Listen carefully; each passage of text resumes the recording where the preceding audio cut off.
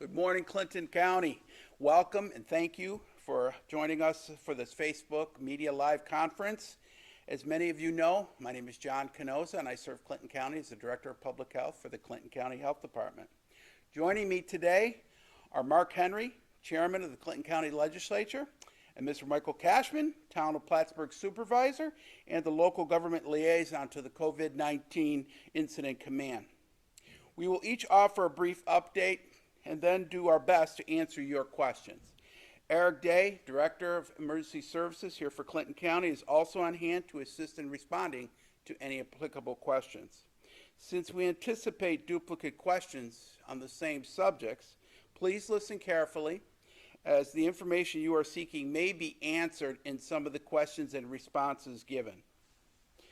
As far as my report for the day, case numbers, I'm very happy to report to all of you that Clinton County currently has no active cases of COVID-19.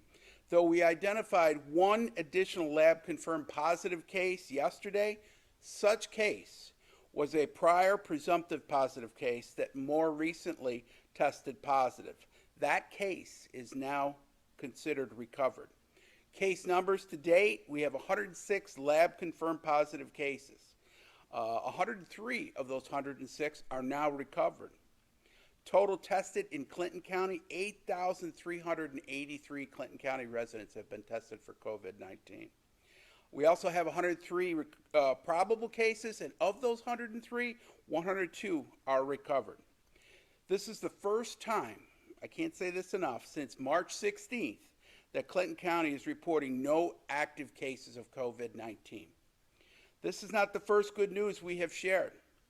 Clinton County and neighboring counties in our North Country region have seen a slower spread of COVID-19 than other regions of New York State.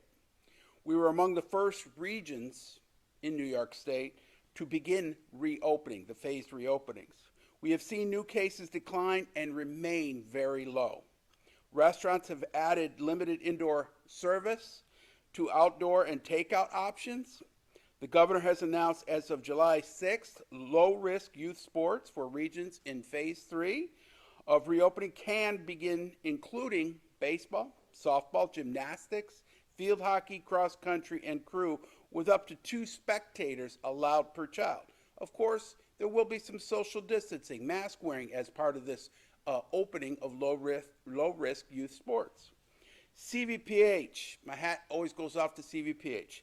They continue to provide a significant number of tests every day, and their total beds and ICU beds available remain solid. Our CCHD contact tracers continue to investigate contacts of both lab and probable cases and remain vigilant in case we see any spikes. Our community has successfully adopted protective measures. This is you, this is the public, done by you, such as wearing face coverings, maintaining distancing and good hand hygiene early, and we have maintained those behaviors. Also, I take my hats off to you, all of the public. You have minimized gatherings. We're not seeing as many gatherings these days. It means that the public generally accepts we need to minimize gatherings. The results have been amazing, but we need to continue such, especially as we open more businesses and services as well as recreational activities in the future.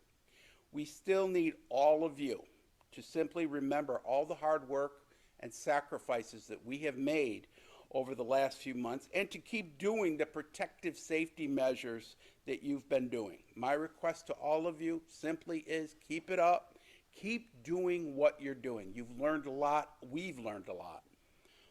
We also need to remind those who are returning to the North Country from vacation, being away for a while, or visiting from other areas that they need to abide by the precautions that we have so meticulously maintained. We expect all who live here or visit Clinton County to respect our residents and to support the businesses and services that keep our community strong by following the safety guidelines that have been established to protect their workers and community members. With that, I will now turn the floor over to Mr. Mark Henry, Chairman of our Clinton County Legislature. Thank you all.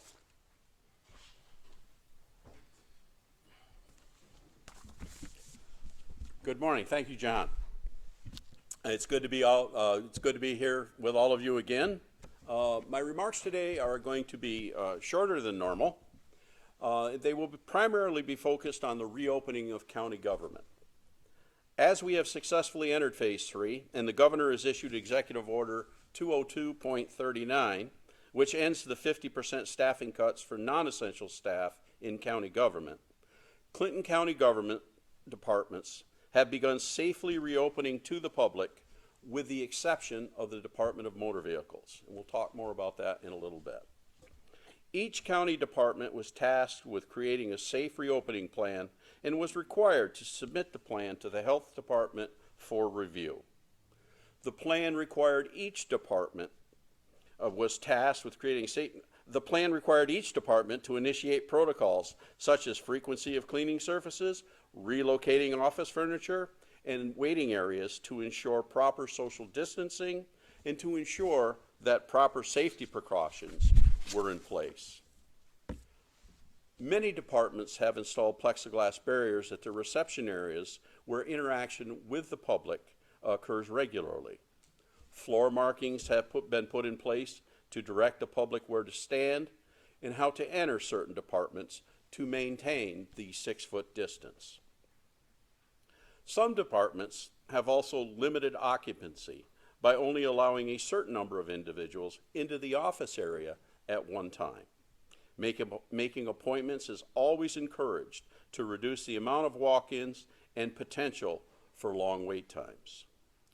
Signage has been placed around the county buildings to ensure that individuals who have the recognized COVID symptoms not enter the building, and advising everyone to keep a 6-foot distance and wear face coverings upon entrance to the building or an office.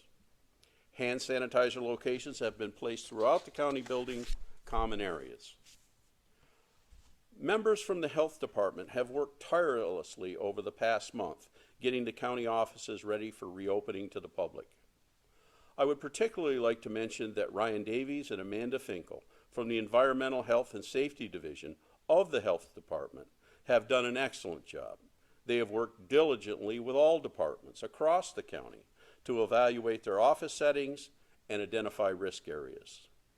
They visited all county departments, including off-site buildings from the landfill to the airport, and worked with them to ensure that proper COVID-19 precautions were put in place to protect both staff and visitors. Ryan and Amanda collaborated with Jim Cleveland, Director of Building and Grounds, Kim Kinblom, Director of Personnel, and Joe Musso, CSEA Union President, throughout this project. I want to thank them all for their efforts in getting the county back to business. Each department has its own unique plan to fit its physical settings and office procedures in order to incorporate the best safety practices for staff and visitors. Many county offices will be opening on an appointment-only basis, so we encourage you to call ahead and touch base with the office you plan to visit. Although all county departments, with the exception of the Department of Motor Vehicles, are now open to the public, many have employees that are still out on furlough. So please be patient with our current staff as they process your transaction. The Department of Motor Vehicles is currently processing transactions through the mail. DMV is awaiting word from the Governor through an executive order, which will allow local DMVs to reopen. Once we receive word on the exact date that DMV is allowed to open, DMV will then be open for appointments only. We will be forthcoming with information on how to make an appointment, and the operational status of DMV. To review each county department's operational status, please visit our website at www.clintoncountygov.com. Many county employees have worked hard to ensure that our staff who are returning to work, and those of you who may come to conduct business at any of our locations, feel comfortable and safe in doing so. Finally, I would be remiss, and I would hear from John Kanoza, if I didn't encourage you all to keep wearing a face covering and continue to practice those protocols that helped to get us to where we are today. We are now well into Phase 3, and Phase 4 is only about 10 days away. Please don't become complacent. Stay safe, be smart. Thank you very much. Our next speaker will be Michael Cashman, Supervisor of the Town of Plattsburgh. Michael?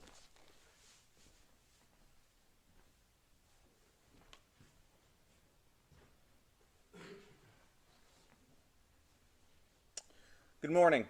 I'm currently serving as the local government liaison for the 14 towns, 3 villages, and the city for the COVID-19 Incident Command Group. Before I share details regarding the opening of local government, I'd like to share a personal perspective. It's been approximately 109 days since the effects of this pandemic took hold. From the very beginning, a team with a common goal assembled to protect the interest of public health and to gain and disseminate the best information that we could to you, the public. Most folks are now working on the dual dynamics of the pandemic response to healthcare needs within our community, as well as the reopening of our region's economy. Things continue to change daily, though, if not by the hour. My grandfather once said that change is the only constant in life, but I don't think he thought that it would affect things like this. I want to publicly acknowledge the steadfast work of the Clinton County Health Department. We are without a doubt fortunate to have their expertise, their dedication, and their non-political approach to public health. The Clinton County Health Department has been an incredible partner to local government as we continue to respond to details unfolding in New York State and moving through the reopening phases. In late March, Governor Cuomo issued a directive that had local municipalities at reduced staffing levels. Many office buildings underwent lockdown or reduced hours. Local board meetings transitioned into being hosted on Zoom or WebEx or YouTube. All the while, local governments maintained key public services. In fact, it wasn't that too long ago they were actually plowing snow. Achieved by unwavering efforts of our public employees in the towns, the villages, and the city. I want to give a special shout out to the top-notch team at the town of Plattsburgh. During this period, offices have been undergoing physical modifications like plexiglass installations, hand sanitizer stations, and directional floor guidance. Safety plans have been developed based on the Center for Disease Control guidance and conversations with the Clinton County Health Department, very similar to county government. The focus has been adopting the best practices to embrace the public in your town, village, or city offices as public spaces. Worth noting is municipal buildings were not built originally for social distancing in mind, though every effort has been made to create spaces that integrate safety, functionality, and accessibility. While office spaces are opening, we still encourage you to take advantage of alternatives. Consider using online tools to pay bills. Throw a stamp on it, or use the secure drop boxes at many of your municipal buildings. Use email, or still request a video conference meeting. Now, if you do need to see someone in person, your patience and understanding in advance will be most appreciated. Here are some of the common things that you should be mindful of between the towns, the villages, and the city. Consider scheduling an appointment in advance. Call ahead to make sure that nothing has changed. And note that some buildings may require you to be buzzed in. Be prepared to wear a mask. Again, please be prepared to wear a mask. Employees are wearing masks, and you are being asked to do the same to protect them as they are wearing masks to protect you. Read signs to navigate your surroundings. Different entrances or exits may be used that are not what you're used to. It will provide much more clarity. Give yourself extra time to transact your business as well. Remember, if you are feeling sick, please stay home. I cannot speak for everyone, but what I can say is my favorite part of public service is engaging the public, even if we have to wear face masks. Many folks are still asking, when will we return to a sense of normalcy? My most honest answer is I don't think we ever fully will. Things will be ever evolving, and what you can count on, though, is that local government will continue to serve your community to the best of our abilities. Remain vigilant in our work to protect public health and to maintain a certain level of normalcy within the governance structure. So please be well, please stay safe, and we look forward to engaging you in the near future.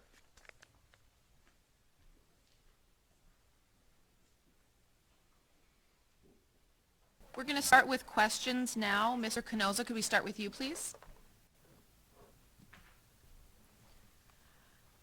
What is the definition of a recovered case? A recovered case is someone who was previously either probable or lab confirmed positive that is no longer asymptomatic.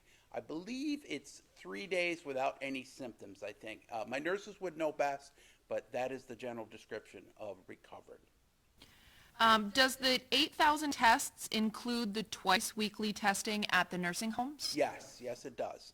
As we know, the hospital has been doing anywhere between 80, 120 to 125 a day, and our numbers for total tested in Clinton County keep remaining going up. So, Is our hospital open for visitors yet? it is not yet that I know of. The governor came out with just so recent, within the last 12 hours, information that hospitals will be opening up for some type of visitation. That is to be determined. So stay tuned for those details, a more better understanding from CVPH itself. Are we expecting new cases because of the recent protests? We should have seen a blip recently, as that protest that we had was a little over a week ago. We have not yet seen that. So that's good news. I would knock on wood that hopefully we will not see any additional cases from that. We had some questions regarding garage sales and yard sale guidance. Are they recommended at this time? Garage sales can happen. Keep in mind the number. The governor just made a revised executive order, changing it from you can have 10 on your property, you can have an event, you can have a meeting, you can have a small gathering of 10 people. That has been raised to now include 25, okay? You can have people on your property. My ask of the public, those having garage sales, think safely first. You can have people on your property. Make sure that they social distance when they're looking at the items at your garage or your lawn sale. Make sure that they come on your property with face masks. It's your property. You can ask them kindly to wear a face mask. They can happen right now, and as I understand, they have been. I went by a few the other day, last weekend. So, You're very popular today. When do you know will nursing homes be allowed to have visitors? that is a remaining question at this point. I do not know the specific answer for that. It will be coming. It's just they are moving very slow. Obviously, we have a population of people in the nursing homes that we must protect. They are a most at-risk population group. We must protect them. But I do believe it will be coming, just not anytime soon.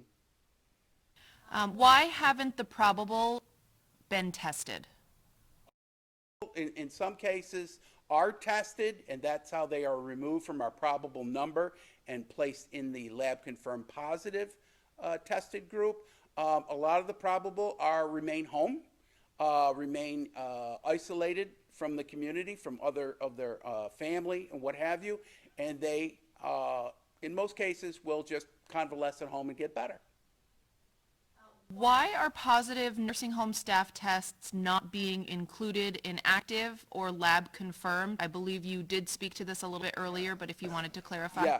Yes. The numbers that we're seeing every day completed by not only CVPH, Hudson Headwaters, and a few other of our doctors providers, we are seeing a lot more numbers than we should be getting.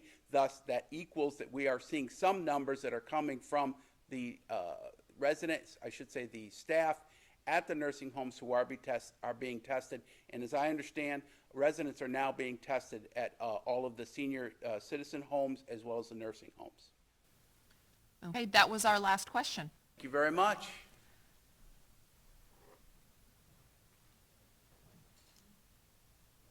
Done. Perhaps thought we had some other questions for our other speakers here. With that, I want to say thank you again to the public, and be reminded again, I'm going to keep repeating this, and you're going to get sick of hearing from me, but keep practicing what you've done so well. It's not just by luck that we have come out on the good, solid side of this whole matter. We have done so well as not only Clinton County, but the whole North Country, and it's all because of the public taking those just extra measures to minimize gatherings, maximize social distancing, and also wear a mask. And because of that, we have improved very quickly, and we are now in a much better position than we were back in March. So with that, letting you all know, thank you for joining us today. A recording of this media conference will be posted to the CCHD's YouTube channel later today. Thank you again, everybody. Stay safe and stay healthy. Thank you.